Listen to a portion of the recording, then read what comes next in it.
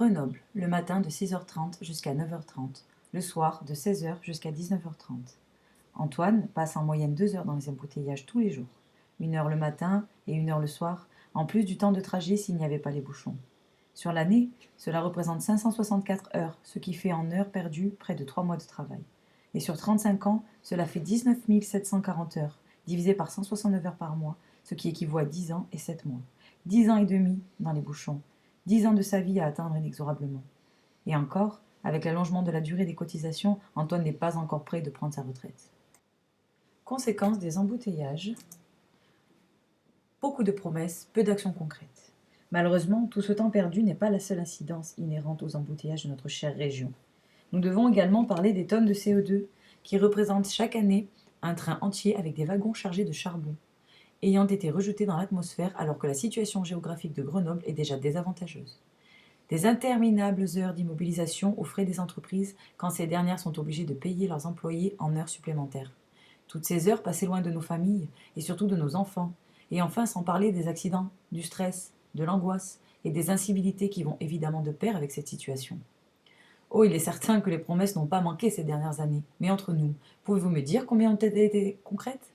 Ni M. Carignon, ni M. Valigny n'ont pu apporter une solution, et M. Piolle a une position idéologique. Pourtant, il existe différents moyens de lutter contre cette fatalité. Il serait donc temps de réfléchir et de se demander comment pourrait-on réduire la circulation pour pouvoir résoudre ce problème récurrent d'embouteillage. À faire enfin de la vraie écologie, au lieu de régler, entre guillemets, les problèmes en levant de nouvelles taxes. Créer des emplois et des formations, développer l'apprentissage et réformer une fois pour toutes la fiscalité afin de s'attaquer concrètement au déficit de la sécurité sociale. Car oui, il est indispensable de comprendre que tout est lié et que nous devons de nous concentrer sur l'origine des problèmes pour pouvoir les résoudre. Les solutions. Vous vous demandez quelles sont les solutions qui s'offrent à vous?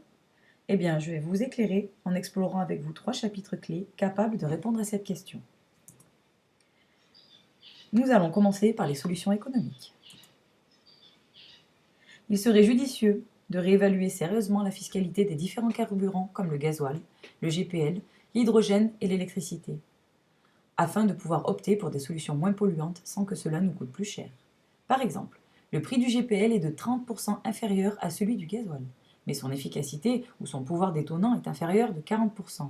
Ce n'est donc pas intéressant de s'équiper d'un véhicule au GPL qui est plus cher à l'achat et qui est moins performant. Cette fiscalité est à revoir pour qu'elle soit réellement incitative et que les automobilistes achètent des véhicules au GPL. L'hydrogène paraît propre alors que le processus de fabrication est vieillot et dangereux. L'hydrogène est produit à partir de l'électricité, ce qui induit une grosse perte dans sa transformation, qui est très polluante. L'électricité est à 80% d'origine nucléaire. Remplacer le parc automobile à moteur thermique par des véhicules électriques nécessiterait la construction de 3 centrales nucléaires de plus, alors que le gouvernement a pris l'engagement de diminuer son parc nucléaire de 50%. Sans parler qu'il faudrait refaire toutes les lignes électriques très haute tension et haute tension pour augmenter leur diamètre afin de pouvoir transporter la puissance supplémentaire. Ensuite, nous pouvons parler des possibilités de réaliser des aménagements à moindre coût. Cela peut passer par le réglage intelligent des feux rouges pour fluidifier la circulation en direction de Lyon et par l'élargissement à 2 voies sur cette sortie, ce qui éviterait d'avoir une longue file d'attente sur l'A480 qui génère inévitablement des bouchons. Il pourrait être également très utile de profiter de ces bandes de terrain inutilisées du Rondeau en direction de Lyon et de Chambéry. On peut tout à fait réaliser une simulation sur ordinateur afin d'étudier la possibilité d'améliorer l'écoulement du trafic à cet endroit critique. Ici, vous pouvez constater par vous-même que la place ne manque pas pour réaliser cette amélioration notoire. Nous pouvons également parler d'une régulation de la vitesse à 50 km/h depuis le péage de Vaudrep et depuis le péage de Crolles à l'aide de radars pédagogiques ou discriminants. Cette régulation permettrait aux automobilistes d'avoir plus de temps pour s'intercaler et changer de fil, évitant ainsi les coups de frein bloquant plusieurs kilomètres de fil. L'inconvénient des radars, c'est que si cette solution est efficace et économique, car les radars payent les radars, elle n'est pas populaire, donc politiquement envisageable. Enfin, nous pouvons également nous pencher sur la possibilité de mieux signaler des itinéraires de délestage possibles comme sur cet exemple montrant que l'on pourrait aisément désengorger le rondeau de Champagné à Ebens grâce à l'implantation de panneaux itinéraires bis et en projetant de réaliser des petits travaux d'élargissement à certains endroits. Passons à présent aux solutions sociales. Nous pourrions par exemple tenter de démarcher les entreprises locales afin d'étudier main dans la main la possibilité d'aménager les horaires de travail et d'échange de postes afin de permettre à un salarié de travailler plus près de son domicile en partant du principe qu'une voiture en moins serait déjà une victoire. Nous pouvons par exemple citer le site www.permutejob.com qui s'ouvre vers le futur avec ce concept novateur. Nous pourrions également encourager et développer de manière conséquente le covoiturage, ainsi que le télétravail et le travail à domicile en allégeant la fiscalité. Venons-en aux solutions techniques. Certaines solutions techniques nous ont permis de découvrir de nombreux moyens de locomotion, nous offrant la possibilité d'envisager de nombreuses manières différentes de nous déplacer. Certaines sont plus ou moins adaptées en fonction des régions et pays où elles sont utilisées. En voici quelques-unes. Quand on parle de transport éco-bio, il existe de nombreux moyens de se déplacer facilement. Par exemple, pour le transport individuel urbain, nous avons vu émerger ces dernières années des moyens de locomotion inventifs comme le monowheel ou encore le yo. Et nous pouvons également parler d'autres moyens ayant fait leurs preuves en milieu urbain comme la trottinette électrique ou non, les rollers, etc. Nous avons également la possibilité de nous déplacer en vélo. Tout le monde connaît le service métro vélo ayant été mis en place par la ville de Grenoble. Mais ce que nous connaissons moins, ce sont les vélos assistés comme le vélo à assistance hybride thermique. Ou encore l'ascenseur norvégien idéal pour se déplacer en vélo dans des régions montagneuses. Les avancées technologiques nous ont également permis de mettre au point des véhicules d'1 à 2 places ayant des motorisations électriques ou thermiques, comme le Twixy de Renault, ou encore d'autres véhicules en autopartage, comme le Citélib, nous offrant la possibilité de partager des véhicules électriques pratiques, et ce, 7 jours sur 7 et 24 heures sur 24. Les transports sont aujourd'hui à un tournant décisif. Il faut absolument trouver des sources d'énergie sans quoi le futur s'annonce difficile. Et les projets ne manquent pas. Le biobus, par exemple, utilise nos excréments pour arpenter les routes d'Angleterre et transporter ses passagers. Dans le biobus, ce sont pas moins de 40 personnes qui peuvent s'asseoir et profiter de 300 km d'autonomie offerts avec un seul plein, l'équivalent des déjections annuelles de 5 personnes, de ce mélange peu ragoûtant. Mais rassurez-vous, cela ne sent absolument rien, les impuretés ayant été éliminées pour des émissions virtuellement inodores. Circulant entre l'aéroport de Bristol et le centre de Bath, le biobus et ses réservoirs de biométhane dans le toit sont capables de réduire les émissions de gaz à effet de serre de 88% par rapport à l'essence classique. Si ce biométhane est identique chimiquement au gaz naturel, il est créé en utilisant de la matière fraîche plutôt que décomposée. Le dioxyde de carbone est éliminé et du propane ajouté pour alimenter ces véhicules comme le biobus. Le CMTC a commandé 4 bus au gaz, c'est une bonne initiative, mais pas suffisante. Parlons à présent du transport SNCF. Oui, j'imagine déjà certains d'entre vous faire la grimace, et pourtant, il serait tout à fait possible d'imaginer que nous pourrions rajouter ou aménager un ou plusieurs wagons pour transporter des vélos, mais également un wagon pour recharger des véhicules électriques. Ici, nous pouvons voir un exemple de transport en commun qui pourrait sembler futuriste et pourtant, il est utilisé depuis longtemps au Japon. Cela nous permet de comprendre que lorsque l'on manque cruellement de place, nous nous devons d'être ingénieux et de faire des investissements intelligents. Il est vrai que pour les Grenoblois, le téléphérique urbain est surtout utilisé par les touristes, comme celui de la Bastille. Pourtant, il pourrait tout aussi bien servir de transport en commun efficace s'il était implanté stratégiquement comme dans d'autres pays. 2 projets de téléphérique sont en cours sur Grenoble, dont le tracé d'un d'eux est déjà en cours, mais ce projet rencontre des difficultés dues à des divergences politiques. Tous les projets de téléphérique ayant été montés dans la région n'ont pu voir le jour, malgré le fait d'avoir un constructeur de téléphérique à Vorep de renommée mondiale, Pomagalski. Il existe également le transport aérien par hélicoptère, car contrairement aux avions, il est autorisé à survoler les villes. Utilisé dans la région grenobloise par les grands chefs d'entreprise. Une entreprise de transport aérien par hélicoptère existe à Grenoble depuis 2 ans et chaque année, son chiffre d'affaires augmente. C'est dire que ce service répond à un besoin. Nous allons à présent passer en revue les nombreuses possibilités de transport fluvial et côtier, dont certaines pourraient s'avérer idéales pour notre région traversée par le Drac et l'Isère. Le kayak. 40 minutes de vélo et de kayak pour aller au boulot. Vous cultivez votre âme écolo en prenant souvent le vélo? Ah, vous allez même au boulot avec? Désolé, on a trouvé plus engagé. Jean-Christophe Roland, Saint-Égrévois, de 45 ans, utilise le vélo et le kayak tous les jours pour se rendre au travail à Sassenage, à la caserne de pompiers où il officie. Je me suis dit de financer où j'habite à la caserne, c'est 2 km à vol d'oiseau. Pourquoi pas lier l'utile à l'agréable? Agréable, c'est subjectif. Cet utilisateur forcené du vélo pourrait aussi bien parcourir le trajet à 2 roues en 2 fois moins de temps. Jean-Christophe Tépaz a descendu l'Isère et le Rhône en kayak jusqu'à la Méditerranée.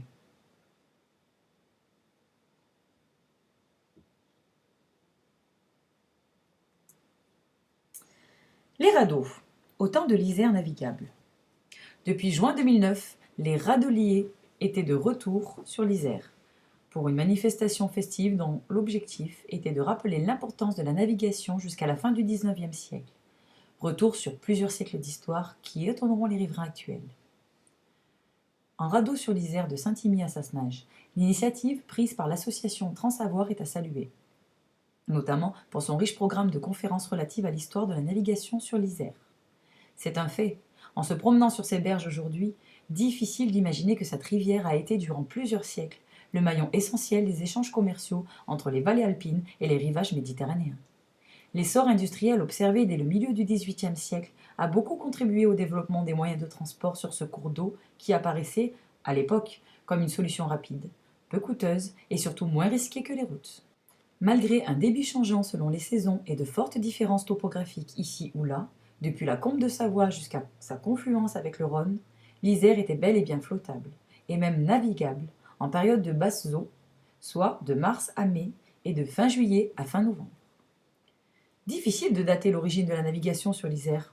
On sait seulement que les Allobroges et les Romains utilisaient déjà cette voie d'eau pour le transport de marchandises lourdes, en particulier les blocs de pierre issus des carrières. Compte tenu des contraintes de navigation et du voisinage de grandes surfaces forestières, la flotte de l'Isère s'est toujours composée d'embarcations à fond plat d'une vingtaine de mètres maximum et de radeaux dont la charge pouvait atteindre une quinzaine de tonnes. Bien plus nombreux, les radeaux étaient construits sur les berges par des hommes ayant autant l'allure de bûcherons que de mariniers. Une fois arrivés à destination, les radeaux étaient démontés et le bois revendu.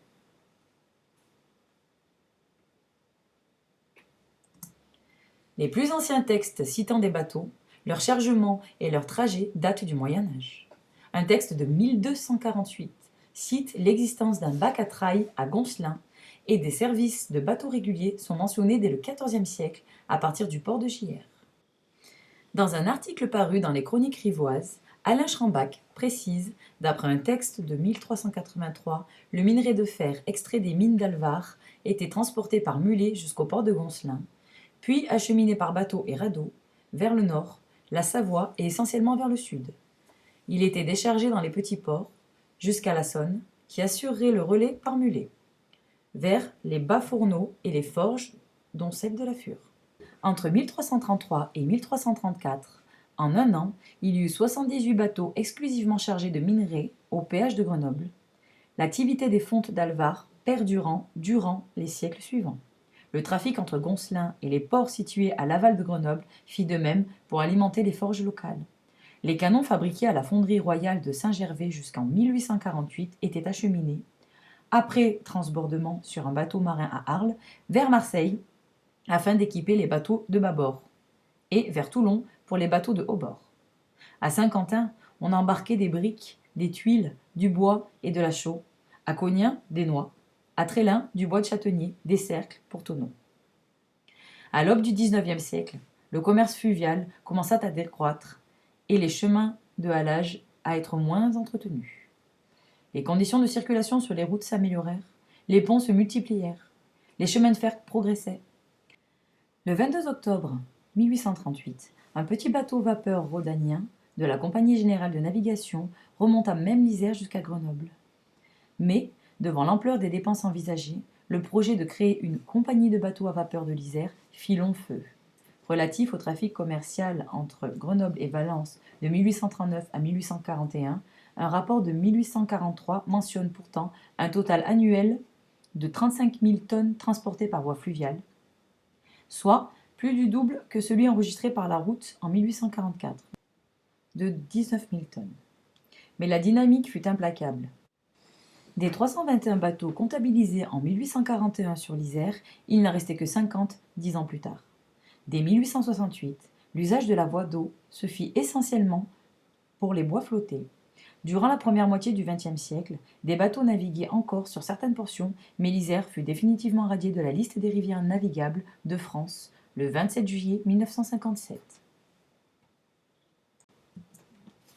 Nous pouvons également parler des bacs étant en service sur le barrage du Chambon. Ce bac étant une plateforme équipée d'un moteur de 50 ou 100 chevaux. Ils ont très peu de tirants d'eau, donc ils seraient idéaux sur l'Isère, mais pour cela, il faudrait résoudre le problème de l'hélice immergée. En effet, l'Isère reste une rivière comportant de nombreux obstacles et de nombreux bois flottants. Venons-en aux hydroglisseurs. Ce sont des engins rapides, capables de passer dans très peu d'eau. Malheureusement, ils sont très bruyants, donc pas très adaptés à un service de transport urbain.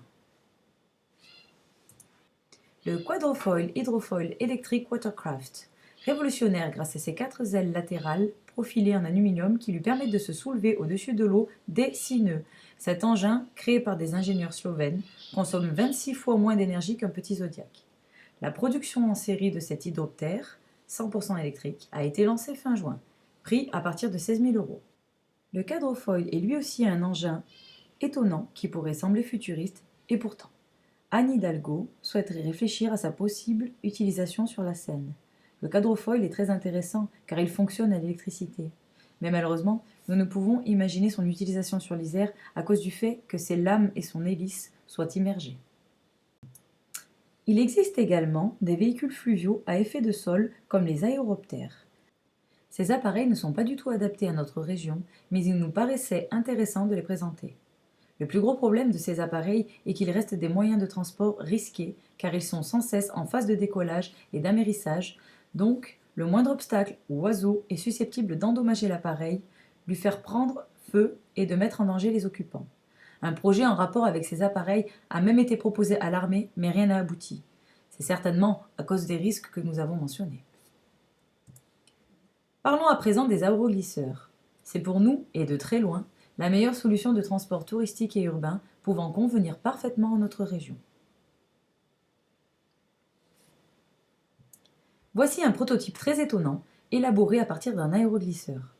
Imaginez qu'avec un simple permis bateau, vous pourriez survoler les étendues d'eau. Cela démontre à quel point les possibilités de développement de l'aéroglisseur sont intéressantes. Vous aimez les idées folles? Alors en voici une. Imaginez que vous arrivez en vélo au barrage sur l'Isère à Saint-Égrève. Vous montez à bord d'un aéroglisseur, vous rangez votre vélo à l'arrière, l'engin se soulève et c'est parti. Vitesse de croisière sur l'eau, 80 km/h. Quelques minutes plus tard, vous êtes en plein centre de Grenoble, à Visil ou à Pontcharrat. Vous finissez votre trajet en vélo et vous rentrez comme bon vous semble. Vous pouvez emmener tous vos amis, chacun son vélo. Sans feu rouge, sans bouchon et même avec 2 mètres de neige sur les routes. Imaginez un touriste qui arrive par la gare de Grenoble. À pied, il se rend au bord de l'Isère. Il prend l'aéroglisseur et visite la région par le Drac ou l'Isère. Inoubliable. Son récit va attirer encore plus de touristes sur notre région.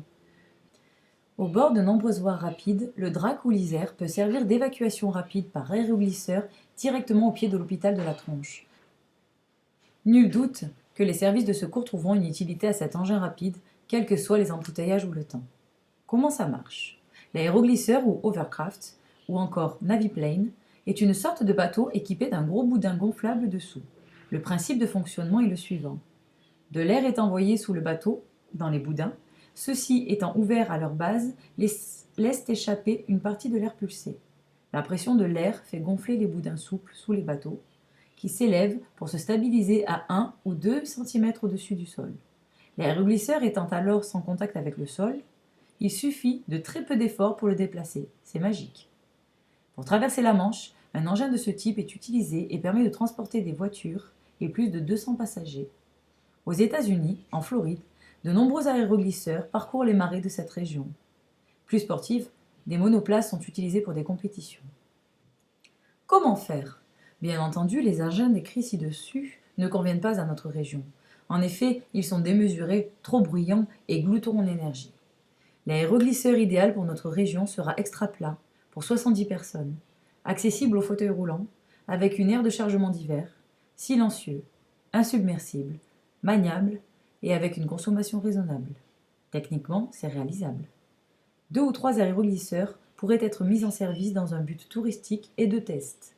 Ensuite, progressivement développés comme transport en commun rapide. L'avantage étant un accès en plein centre-ville et des arrêts sur les 2 rives. Bien que l'aéroglisseur passe au-dessus de beaucoup d'obstacles, un lissage de certaines zones de rivière est à prévoir pour un meilleur rendement de la glisse. Alluvions, roches, troncs d'arbres, etc. Pour contourner le barrage hydroélectrique de Saint-Égrève, il faudrait lisser une pente douce sur le côté rive gauche du barrage, ce qui permettrait d'allonger le parcours de l'aéroglisseur au nord de l'Isère. Pardon aux avirons qui devront partager la rivière lors du passage de l'aéroglisseur. Nous avons réfléchi à des solutions techniques pour adapter ce mode de transport à nos zones fluviales et nous serons heureux d'apporter notre concours à tout bureau d'études qui aura la charge de développer ce projet. Les aéroglisseurs et l'environnement. Les aéroglisseurs sont méconnus d'une grande partie de la population. Généralement, la connaissance ne vient que des opportunités vues ici ou là, à la télévision, à l'occasion d'une compétition ou d'un voyage sur les rares appareils en service. Angleterre, Chine, Corée, Japon, Australie. En conséquence, les aéroglisseurs souffrent de cette situation. Nous allons passer en revue quelques arguments qui montrent que les aéroglisseurs sont indéniablement des véhicules écologiques, et pas uniquement par leur aptitude intrinsèque, mais aussi en raison des faibles besoins en infrastructures lourdes pour leur mise en œuvre. Tout véhicule, devant se déplacer, devra consommer de l'énergie. L'aéroglisseur, du fait du faible niveau de frottement sur la surface qu'il survole, consomme peu.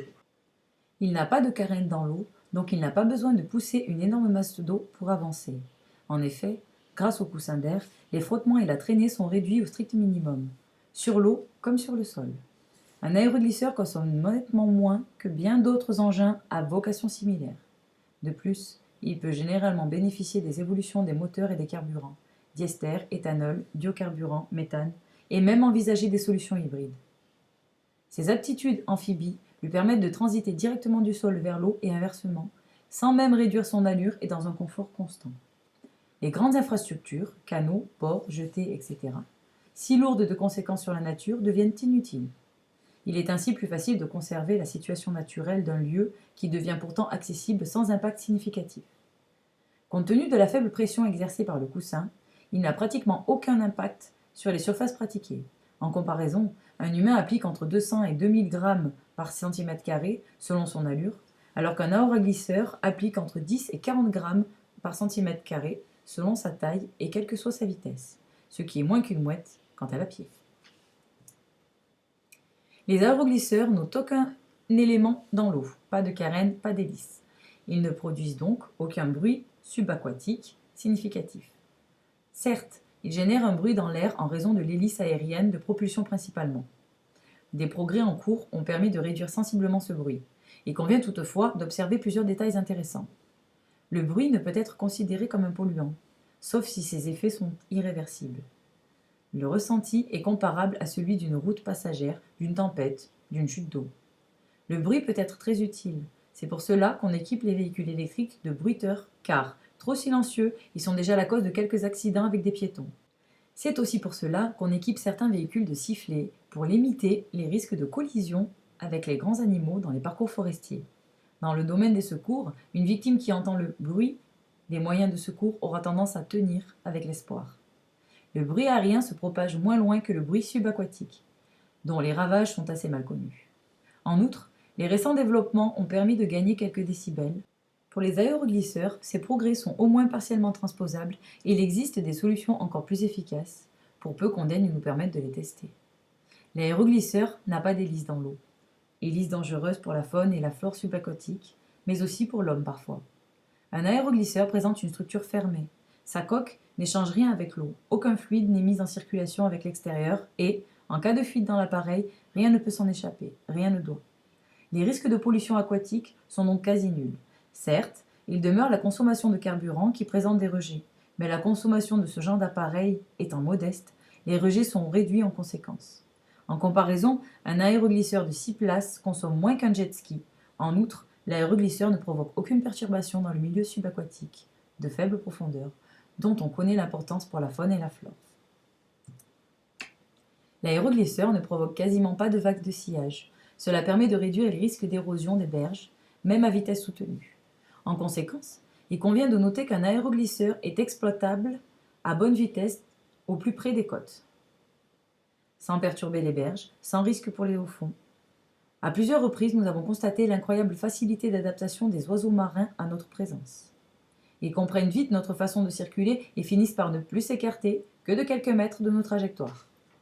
Vous avez probablement observé cela aussi sur les bords des routes. Objectivement, les aéroglisseurs sont dignes du transport et de la mobilité durable. Certes, ils consomment de l'énergie, mais globalement nettement moins que toutes les autres solutions similaires. Il demeure que si nous n'avions pas besoin de nous déplacer, car la meilleure solution en matière d'économie d'énergie est de ne pas en avoir besoin. De plus, il faut retenir que le pétrole est un produit d'origine 100% naturelle et qu'il pourrait le rester. Il paraît indispensable de préparer psychologiquement la population grenobloise à ce projet d'aéroglisseur. Pour ce faire, il serait donc très intéressant de mener une grande campagne de communication pour faire connaître ce projet. Il serait également judicieux de programmer et de mettre en place une animation sur l'Isère ou les lacs alentours afin de faire découvrir ce moyen de transport au grand public qui pourrait renouer avec les nombreux avantages que les rivières grenobloises peuvent leur offrir. Il est certain qu'à présent l'Isère est régie principalement par EDF. Donc il faudrait trouver un accord avec ces derniers pour pouvoir naviguer librement et en toute sécurité sur l'Isère. C'est pour cette raison que les hommes et femmes politiques doivent nous aider et s'investir dans ces projets d'aménagement du territoire, car tout le monde a à y gagner. D'autant plus qu'il y aurait certainement des débouchés pour ce marché sur le plan national, mais également concernant les dom-toms. Au final, si tout le monde apporte sa pierre à cet édifice, les entreprises arrêteront de se délocaliser. Nous aurons de véritables armes pour lutter contre les embouteillages. Il suffirait simplement d'enlever environ 1000 véhicules par heure pour soulager la livraison pour les entreprises. Il faut simplement faire en sorte que près de 3000 personnes par jour trouvent une solution différente de se déplacer. Pour plus de renseignements, lire les documents, visualiser les vidéos, vous pouvez consulter notre page Facebook et notre chaîne YouTube Aéroglisseur Grenoble. Et voici la fin des bouchons et des embouteillages.